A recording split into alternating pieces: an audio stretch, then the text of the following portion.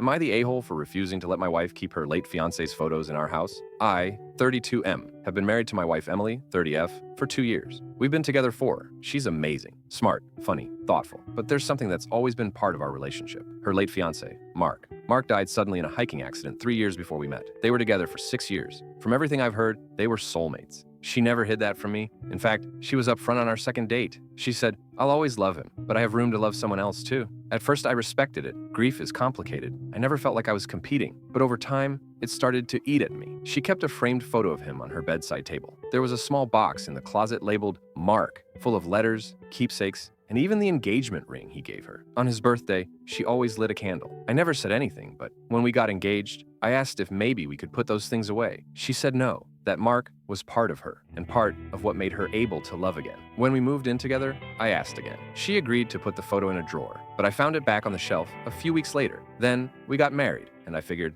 now things will change. She's my wife now. It's time to start a new chapter. So one day while she was at work, I packed away every photo, every letter, every trace of Mark, and put them in a sealed box in the attic. I didn't tell her. That night she noticed right away. She went silent. Then she asked, "Where's Mark?" I told her, "This is our home now. It should be about us, not him." She just stood there for a minute. Then she started crying. Not yelling, just silent, gut-wrenching crying. She slept on the couch that night. Now she barely speaks to me. She said I disrespected not just her grief, but her identity, that I erased a part of her. Her sister texted me saying, "You didn't marry a blank slate. You married a widow." I feel like I was just trying to protect our relationship, to stop feeling like I was living in someone else's shadow. But now, I don't know. AITA for secretly packing away my wife's late fiancé's photos and keepsakes because I didn't want them in our home anymore?